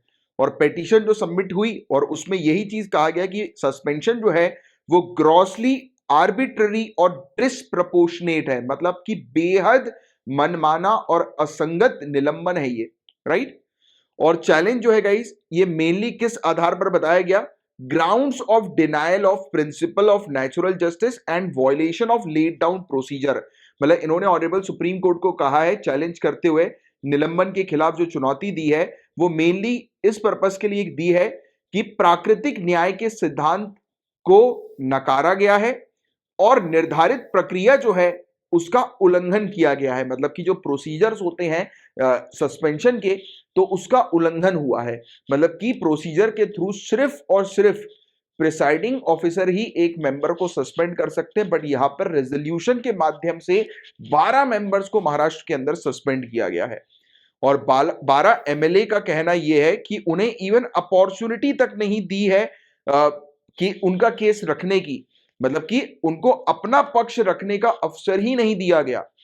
और सस्पेंशन ने वॉयलेट किया है fundamental right to equality before law, जो कि आर्टिकल 14 के अंदर आता है। अनुच्छेद 14 के तहत विधि के समक्ष समानता के मौलिक अधिकार का उल्लंघन किया है इस निलंबन ने, सस्पेंशन ने। ये पूरा केस था जिसको मैंने भी आपको बताया, बट आपको यह समझना जरूरी है कि प्रोसीजर्स क्या फॉलो किए जाते हैं एक एमएलए को सस्पेंड करने के लिए। बहुत ध्यान से इस टॉपिक को समझिएगा। तो rules 53 Maharashtra legislative assembly rule का ये पावर देता है सस्पेंड करने की, और ये पावर दी जाती है सिर्फ और सिर्फ स्पीकर को, only to be exercise by the speaker. ये पावर सिर्फ और सिर्फ पीठासीन जो अधिकारी हम लोग को देखने को मिलते हैं वो ही, या फिर अध्यक्ष जो हम लोग को देखने को मिलते हैं स्पीकर, सिर्फ उन्हीं के पास पावर होती है जो सस्पेंड करने की। इवन रेजोल्यूशन के माध्यम से भी वोट नहीं किया जा सकता सस्पेंशन के लिए, राइट। ये चीज भी क्लियरली रूल्स के अंदर मेंशन है। साथ ही साथ रूल नंबर 53 क्या कहता है कि स्पीकर डायरेक्शन दे सकते हैं किसी भी मेंबर को, यानी कि अगर कोई मेंबर जो है उनके ओपिनियन में उनको ऐसा लगता है कि वो सही तरीके से बिहेव नहीं कर रहा, उसका व्यवहार जो है वो खराब है, राइट, ठीक नहीं है, तो उनको तुरंत स्पीकर कह सकते हैं कि आप हाउस से जो है वो चले जाइए, इमीडिएटली बाहर चले जाइए, बाहर निकल जाइए। तो उनको निर्देश दे सकते हैं अध्यक्ष हाउस के। और मेंबर को जो है वो तुरंत अपने आप को एब्सेंट कर लेना होता है reminders day of the meeting के लिए। मतलब देखिए इसके अंदर दो चीजें हैं, ये चीज बहुत ध्यान से सुनिए जो मैं आपको बताना चाह रहा हूं। एक स्पीकर क्या कर सकते हैं, उनको तुरंत आदेश देंगे कि आप निकल जाइए हाउस से, तो वो क्या करेंगे, वो अपने आप को एब्सेंट कर लेंगे reminder day of the meeting से। फर्स्ट पॉइंट, मतलब कि जैसे फॉर एग्जांपल ये सुबह सुबह आए और इन्होंने हाउस के अंदर 1 घंटे के बाद इन्होंने बदतमीजी करी, तो स्पीकर ने बोला कि आप प्लीज यहां से बाहर चले जाइए, तो वो उठ के जो है वो चले जाएंगे, वो यानी कि पूरे दिन के लिए अपने आप को एब्सेंट कर रहेंगे, बट वो नेक्स्ट डे फिर आ जाएंगे। बट अगर स्पीकर कहते हैं कि आप फलाना इतने दिनों के लिए चले जाइए, लेट्स से कि उनको कह दिए कि आप 10 दिन के लिए हाउस में मत आइएगा, तो उन्हें ये फॉलो करना पड़ेगा, उन्हें उन्हें अपने आप को 10 दिन के लिए हाउस से एब्सेंट करना होगा, राइट। तो ये रूल्स कहता है, ये नियम कहता है। और नियम ये भी कहता है कि जो सेशन जो हम लोग को देखने को मिलता है, यानी कि एक बार का जो सेशन, जैसे कि आप जानते हैं कि 3 सेशन हम लोग को देखने को मिलते हैं, right. Budget session, right, monsoon session, winter session, पता नहीं वाली बात आप लोगों को। तो इस दौरान ये कहा गया है कि जो एक सेशन जब तक एंड नहीं होता है, जो पनिशमेंट जो होनी चाहिए सस्पेंशन की, वो एक सेशन के एंड से मैक्सिमम पीरियड की नहीं होनी चाहिए। मतलब कि एक सेशन जब खत्म हो रहा है, राइट, तो उससे ज्यादा के सस्पेंशन की आपको वो नहीं देनी है, पनिशमेंट नहीं देनी है। सो जो मैंने आपको समझाया, ये सेम चीज आपको थ्योरी में भी मिलेगी कि स्पीकर जो है वो डायरेक्शन दे सकते हैं किसी मेंबर को एब्सेंट होने का, राइट, एक पर्टिकुलर पीरियड ऑफ टाइम के लिए। बट ये चीज ध्यान में रखनी है कि वो पीरियड ऑफ टाइम जो है वो हाउस के सेशन के रिमाइंडर डे से ज्यादा नहीं होना चाहिए, हाउस के सेशन के रिमाइंडर डे से, बचे हुए दिन से ज्यादा नहीं होना चाहिए, राइट। और किस प्रकार से स्टेट गवर्नमेंट जो है उसने मतलब डिफेंड किया है इस पर्टिकुलर मूव को, तो आर्टिकल 212 इसके तहत कहा है स्टेट गवर्नमेंट ने कि कोर्ट के पास कोई भी अधिकार नहीं है, कोर्ट का क्षेत्र अधिकार ये नहीं है कि कोर्ट किसी भी प्रकार से लेजिस्लेचर की प्रोसीडिंग को इंक्वायर करे।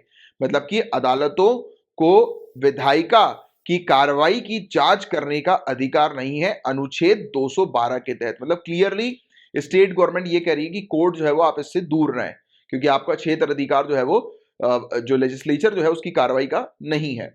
और आर्टिकल 212 क्लॉज 1 जो है वो क्या कहता है कि the validity of any proceeding, की जो भी वैलिडिटी है किसी भी पर्टिकुलर प्रोसीडिंग की लेजिस्लेचर ऑफ स्टेट की, ये क्वेश्चन में नहीं लाई जाएगी on the ground of any एलिज्ड irregularity of procedure. मतलब कि ये कह रहे हैं कि अनुच्छेद 212 क्लियरली ये चीज भी मेंशन करता है, ये पावर देता है, आप कह सकते हैं कि स्टेट लेजिस्लेचर को, विधायिका को या विधानमंडल को, कि उसकी जो भी कार्रवाई होती है, जो भी उसकी प्रोसीडिंग जो होती है, उस प्रोसीडिंग में अगर किसी प्रकार की इरेगुलरिटी होती है तो आप उस इरेगुलरिटी को ग्राउंड बनाकर उस पर सवाल नहीं उठा सकते।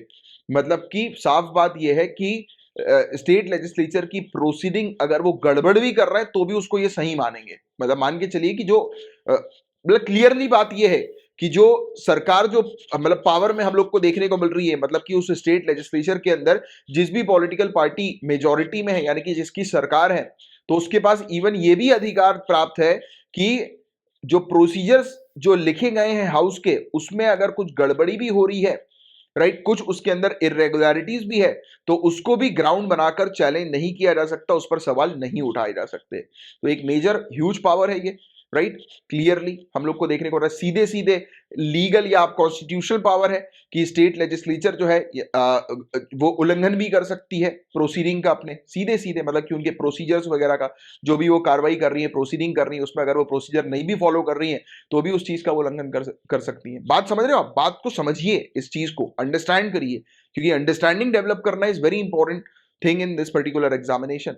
और अनुच्छेद 194, आर्टिकल 194 के तहत विशेष अधिकारों का उल्लंघन, यानी कि जो भी प्रिविलेजेस प्राप्त होते हैं मेंबर को, विशेष अधिकारों का उल्लंघन करने वाले किसी भी सदस्य को सदन की शक्तियों के माध्यम से निलंबित किया जा सकता है। तो किसी भी पर्टिकुलर मेंबर को इवन सस्पेंड भी किया जा सकता है, उससे रिलेटेड ये बात करता है आर्टिकल 194। और स्टेट गवर्नमेंट ने डिनाई करा है कि जो पावर है सस्पेंड करने की एक मेंबर को, वो सिर्फ और सिर्फ एक्सरसाइज नहीं की जा सकती रूल 53 के तहत।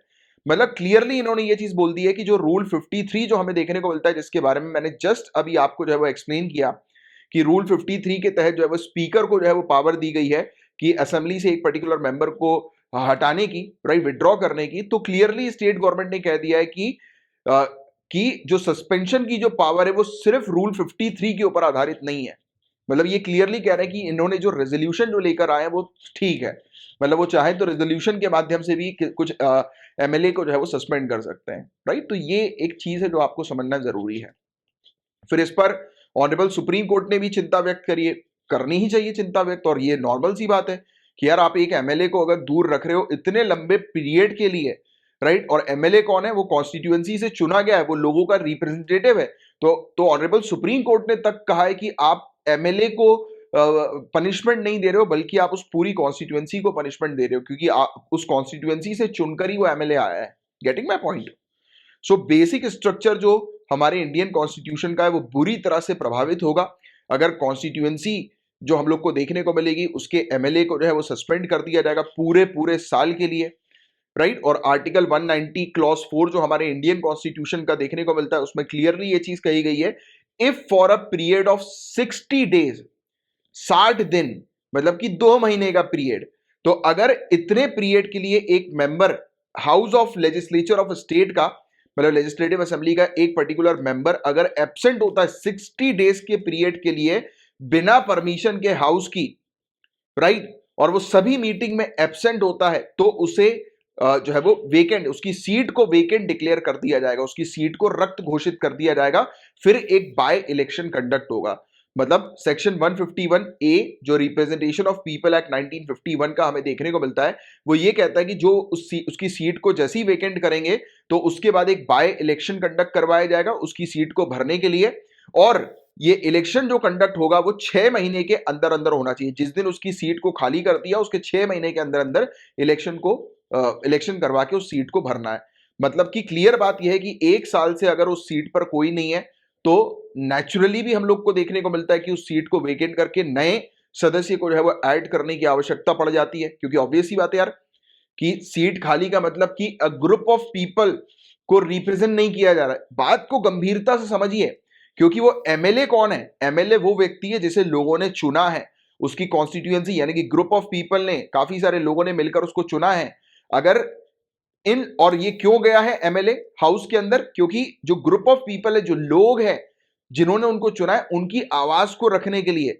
तो क्लियर कट बात यह है कि अगर आप उस एमएलए को अगर वहां से हटा दोगे, उसको निकाल दोगे, उसको सस्पेंड कर दोगे, तो आप सस्पेंड कर रहे हो ग्रुप ऑफ पीपल को, लोगों को, यानी कि लोगों की आवाज को आप दबा रहे हो, उस कॉन्स्टिट्यूएंसी को आप रिप्रेजेंट ही नहीं कर रहे हो। This is the main thing that you guys need to understand कि ये चीज गलत हुई है। देयरफॉर 1 साल का जो सस्पेंशन है वो अनकॉन्स्टिट्यूशनल है, और इसमें क्लियरली कोर्ट ने भी ये चीज मेंशन करी है कि इसमें सिर्फ आप मेंबर को पनिश नहीं कर रहे हो, बल्कि पूरी की पूरी कॉन्स्टिट्यूएंसी को जो है, निर्वाचन क्षेत्र को जो है वो दंडित कर रहे हो, दंड दे रहे हो। और क्या रूल्स हम लोग को देखने को मिलता है एमपी से रिलेटेड? तो अभी तक तो हमने एमएलए की बात कर ली, मेंबर ऑफ लेजिस्लेटिव असेंबली। अब एमपी की बात करें, मेंबर ऑफ पार्लियामेंट की बात करें, तो जो रूल्स हम लोग को procedure and conduct of business and Lok Sabha का देखने को मिलता है, ये कहता है कि वही सेम चीज कि कोई भी एक सदस्य अगर मतलब सही तरीके से व्यवहार नहीं कर रहा है तो उसको सस्पेंड किया जा सकता है, और मैक्सिमम सस्पेंशन जो होगा उसका वो 5 कॉन्जिक्यूटिव सिटिंग्स का होगा, यानी कि लगातार 5 दिन के लिए उसको सस्पेंड किया जा सकता है, या फिर जो सेशन के रिमाइंडर डेज के लिए उसको सस्पेंड किया जा सकता है, विच एवर इज लेस, इन दोनों में से जो भी कम हो। तो ये रूल जो है वो कहता है। और maximum suspension for Rajya Sabha under rule 255 और 256 ये कहता है मैक्सिमम सस्पेंशन। अभी तो हमने मिनिमम सस्पेंशन की बात करी 5 दिन के लिए, राइट, और मैक्सिमम सस्पेंशन क्या कहता है कि आप उसको जो है वो हाउस के रिमाइंडर डे मतलब से ज्यादा सस्पेंड नहीं कर सकते। मतलब कि जो हाउस का जो सेशन है, सेशन का जो मैक्सिमम दिन है, जिस समय वो एंड हो रहा है, सेशन जिस समय एंड हो रहा है उससे ज्यादा के पीरियड के लिए एक मेंबर को सस्पेंड नहीं कर सकते आप। और सिमिलर रूल्स जो हम लोग को देखने को मिलते हैं वो स्टेट लेजिस्लेटिव असेंबली और स्टेट लेजिस्लेटिव काउंसिल के लिए भी हम लोग को देखने को मिलते हैं, या लेजिस्लेटिव काउंसिल के लिए हम लोग को देखने को मिलते हैं कि मैक्सिमम सस्पेंशन का पीरियड जो होना चाहिए वो सेशन के रिमाइंडर डे से ज्यादा नहीं होना चाहिए, यानी कि जो सेशन का जो दिन, जितने दिन में सेशन एंड होगा उससे ज्यादा दिन के लिए आप उस सामने वाले ये ना एमपी ना एमएलए को सस्पेंड कर सकते हो। तो क्लियरली जो महाराष्ट्र के अंदर जो केस सामने नजर आया है तो वो क्लियरली अनकॉन्स्टिट्यूशनल हम लोग को देखने को मिल रहा है, और वो बिल्कुल भी सही भी नहीं है अगर देखा जाए तो, इन जनरल उस चीज को ऑब्जर्व किया जाए तो, क्योंकि आप ग्रुप ऑफ पीपल को मतलब एक प्रकार से आप उनको अवॉइड कर रहे हो, कॉन्स्टिट्यूएंसी को क्लियरली आपने 12 एमएलए मतलब 12 कॉन्स्टिट्यूएंसी को आपने अवॉइड कर दिया वहां पे। Getting my point? तो ये चीज है guys, this is the overall thing जिसको आपको थोड़ा सा ध्यान में रखना है। एंड ये केस काफी इंपॉर्टेंट है, ये आपसे मेंस में भी पूछा जा सकता है। इवन जब आप पर्सनालिटी टेस्ट में जाएंगे, इंटरव्यू में जाएंगे, तब आपसे ये चीज पूछी जा सकती है। और प्रीलिम्स के लिए तो कुछ फैक्ट्स मैंने आपको बता ही दिए ऑलरेडी, जो आपको थोड़ा सा ध्यान में रखना है। गाइस डिस्कस करेंगे नेट जीरो बिल्डिंग के बारे में। क्वेश्चन आ सकता है कि नेट जीरो बिल्डिंग है क्या? आपको बहुत सिंपल सी चीज ये ध्यान में रखनी है कि ऐसी बिल्डिंग जो कि रिलाय करती है रिन्यूएबल सोर्स ऑफ एनर्जी के ऊपर, मतलब इस बिल्डिंग के अंदर रिन्यूएबल एनर्जी का उपयोग होता है, प्लस ना ही सिर्फ उपयोग होता है बल्कि ये बहुत ज्यादा मात्रा में प्रोड्यूस भी करती है रिन्यूएबल एनर्जी को। और जो भी extra energy, extra renewable energy ये प्रोड्यूस करती है, सरप्लस में एनर्जी जो प्रोड्यूस करती है, इसे वापस ये इलेक्ट्रिकल ग्रिड में सेंड कर देती है, जिससे कि और भी लोग जो है वो इस रिन्यूएबल एनर्जी का उपयोग कर सकें। तो ये बहुत ही बेहतरीन कॉन्सेप्ट है। आज की डेट में इस प्रकार की बिल्डिंग जो है वो डिजाइन की जा रही है, एनर्जी कॉन्शियस डिजाइन ये हम लोग को देखने को मिलता है। काफी सारे इसके फीचर्स ऐसे होते हैं उसमें एनर्जी की रिक्वायरमेंट ही नहीं होती है, ऊर्जा की रिक्वायरमेंट ही नहीं होती है। जैसे कि ठंडे क्लाइमेट पे, कोल्ड क्लाइमेट पे, साउथ फेसिंग बिल्डिंग्स जो हम लोग को देखने को मिलती हैं, उनकी विंडोज जो होती है वो काफी बड़ी बड़ी हम लोग को देखने को मिलती है, बड़े आकार की उसमें खिड़कियां होती हैं ऐसी इमारत में, राइट, दक्षिण की दिशा की तरफ, राइट। और ये जो बड़ी बड़ी विंडोज जो हम लोग को देखने को मिलती है, ये प्रोड्यूस कर सकती हैं हीट को पैसिव सोलार गेन के तहत। देखो, आप जानते हो ग्रीन हाउस गैस के बारे में, आपने मॉडल देखा होगा ग्रीन हाउस गैस का, किस टाइप का होता है वो? कांच, ग्लासेस जो है वो बना दिए जाते हैं, ग्लासेस, क्योंकि आपको पता है कि ग्लास जो है वो हीट को ट्रैप करके रखता है। तो ये उसी प्रकार का कॉन्सेप्ट है, हीट को ट्रैप करने के पर्पस के लिए, कि हीट को रोकने के पर्पस के लिए। और जो कोल्डर एरिया जो नॉर्थ साइड का हम लोग को देखने को मिलता है, मतलब कोल्ड के समय में, ठंडी के समय में, बिल्डिंग के नॉर्थ के साइड पर बताया जाता है कि छोटी छोटी विंडोज लगा दी जाती है इस प्रकार से कि बड़ी विंडो से जो है वो हीट आए, बट छोटी विंडो से जो है वो हीट रिलीज हो, निकले। तो इससे क्या होगा कि हीट लॉस जो होगा वो लिमिटेड होगा और एनवायरमेंट जो होगा वो कोल्ड रहेगा, राइट। टेम्परेचर जो होगा वो कोल्ड हम लोग को देखने को मिलेगा, राइट। तो इस प्रकार की चीज हम लोग को देखने को मिलती है। और गर्मियों के सीजन पर वेंटिलेशन सिस्टम जो होता है वो कूल एयर को जो है वो ऊपर की तरफ जो है वो ले आता है लोअर लेवल से, राइट। और पूरी बिल्डिंग पे जो है वो उसके हाईएस्ट पॉइंट तक जो है वो पहुंचा देता है, जिससे कि बिल्डिंग जो होती है वो कूल रहती है। आजकल तो बिल्डिंग के अंदर जैसे कि जो पानी का सिस्टम जो हम लोग को देखने को मिलता है कि गर्मी के समय पर बिल्डिंग के अंदर पानी की पाइपलाइन जो है वो लगा दी जाती है, यानी कि आजू बाजू उसके आसपास के एरियाज पे, कि वो पानी जो है वो मूव करे, तो जिसके कारण जो बिल्डिंग जो है वो ठंडी रहे, जिसमें एसी की रिक्वायरमेंट ना हो। तो ऐसे काफी सारे आजकल इंजीनियरिंग का उपयोग जो है वो किया जा रहा है इस टाइप की, जिससे कि बहुत ही कम एनर्जी, ना के बराबर एनर्जी में बिल्डिंग जो है वो ऑपरेट कर सके और रिन्यूएबल एनर्जी को प्रोड्यूस कर सके। तो ऐसी जो बिल्डिंग्स होती हैं जो रिन्यूएबल एनर्जी के ऊपर बेस्ड होती है पूरी तरह से, और ना ही सिर्फ बेस्ड होती है बल्कि एक्स्ट्रा एनर्जी प्रोड्यूस करती हैं, रिन्यूएबल एनर्जी, तो ऐसी बिल्डिंग नेट जीरो बिल्डिंग्स कहलाती हैं। सिंपल सी चीज है जो बस आपको ध्यान में रखनी है। क्लियर है यहां तक पूरी बातें? गाइस अब जो टॉपिक हम लोग डिस्कस करने जा रहे हैं, बहुत इंपॉर्टेंट टॉपिक है, जीएस पेपर 3 एनवायरमेंट का। ये आपके मेंस में आएगा ही आएगा, और प्रीलिम्स से रिलेटेड भी कुछ क्वेश्चंस पूछे जा सकते हैं, तो इसके फैक्ट्स भी थोड़ा सा ध्यान में रखिएगा। तो स्टार्ट करते हैं इस टॉपिक को। सबसे पहली चीज तो मास एक्सटिंक्शन, सामूहिक विलोपन क्या होता है? सिंपल शब्दों में आपको शायद पता होगा इसके बारे में, कि एक शॉर्ट पीरियड ऑफ टाइम में जब भारी मात्रा में प्रजातियां, स्पीसीज के नंबर्स कम होने लगते हैं, भारी मात्रा में प्रजाति लुप्त होने लगती है, तो उसको मास एक्सटिंक्शन कहा जाता है। और अभी गाइस छठा मास एक्सटिंक्शन चल रहा है, याद रखिएगा, अभी छठा, वर्तमान में छठवां सामूहिक विलोपन चल रहा है, सिक्स मास एक्सटिंक्शन। और सभ्यता के अस्तित्व के लिए सबसे गंभीर एनवायरमेंटल थ्रेट में से एक ये साबित हो सकता है, पर्यावरणीय खतरों में से एक ये साबित हो सकता है, सबसे गंभीर, मोस्ट सीरियस एनवायरमेंटल थ्रेट ये सिविलाइजेशन के लिए। वेरी इंपॉर्टेंट टॉपिक गाइस, क्योंकि आप लोग जान रहे हैं कि टेम्परेचर लेवल इंक्रीज हो रहा है, लगातार प्रजातियां मरती जा रही, खत्म होती जा रही हैं, और एक प्रजाति दूसरे के ऊपर डिपेंडेंट होती है। फूड चेन के बारे में आपने पढ़ा होगा एनसीईआरटी में, आप जानते हैं कि एक प्रजाति जो होती है वो दूसरे का शिकार होती है, और अगर एक प्रजाति विलुप्त होगी तो दूसरे को खाना नहीं मिलेगा, और दूसरे को खाना नहीं मिलेगा तो ऑटोमेटिकली इस प्रकार से प्रजातियां खत्म होती जाएंगी, डिस्ट्रॉय होती जाएंगी, डिस्ट्रक्शन एनवायरमेंट का होता रहेगा। तो बताया जा रहा है कि बहुत गंभीर परिस्थिति है ये, सिक्स्थ मास एक्सटेंशन चल रहा है अभी। धरती पर किसी समय पर 2 मिलियन नोन स्पीसीज हुआ करती थी, 2 मिलियन ज्ञात प्रजातियां हुआ करती थी। एंड एक स्टडी के अकॉर्डिंग ये पता लगा कि 1500 के बाद से, यानी कि वर्ष 1500 के बाद से एज मेनी एज 7.5 to 30% प्रजाति खत्म हो गई, गायब हो गई। 7.5% से 13% प्रजाति, मतलब अगर इनके नंबर्स की बात करें तो लगभग 1.5 लाख से 2,60,000 प्रजातियां गायब हो गई, एक्सटिंक्शन हो गया उनका, लुप्त हो गई। तो ये मास एक्सटेंशन ऑफ स्पीसीज है क्या? प्रजातियों का सामूहिक विलोपन है क्या आखिर? तो मास एक्सटेंशन मतलब कि जिस समय पर धरती के अंदर एक शॉर्ट पीरियड ऑफ टाइम में, geological short period of time में धरती पर 3/4, 3/4 से ज्यादा अगर प्रजाति, स्पीसीज, राइट, अगर लुप्त होने लगती हैं, गायब होने लगती हैं, खत्म होने लगती हैं, तब उस केस को मास एक्सटेंशन कहा जाता है। और आज का, अभी का जो टाइम चल रहा है वो छठा मास एक्सटेंशन चल रहा है। आप लगातार कई बार न्यूज में देखते भी होंगे, सुनते भी होंगे, पढ़ते होंगे कि प्रजातियां लुप्त हो रही हैं, ये फलाना प्रजाति के नंबर्स कम हो गए। जैसे लायन की बात करें, टाइगर्स की बात करें, राइनोसोरस की बात करें, तो आज की जिराफ, आप जानते हैं कि एकदम से इसके नंबर कम होते जा रहे हैं। एंड पूरी धरती की हिस्ट्री में बताया जा रहा है कि अभी तक टोटल 5 मास एक्सटेंशन हो चुके हैं। 5 मास एक्सटेंशन, जो कि बताया जा रहा है कि पिछले 450 मिलियन साल पहले से शुरू हुए हैं, जिन्होंने लगभग प्लांट्स, एनिमल्स, माइक्रो ऑर्गेनिजम्स जो पहले हुआ करते थे उसके 70 से 95, 70 to 95% स्पीसीज का डिस्ट्रक्शन कर दिया, खत्म कर दिया। एक टाइम पर जो प्रजाति पहले हुआ करती थी, आज की रेट में 70 से 95% प्रजातियां खत्म हो चुकी हैं।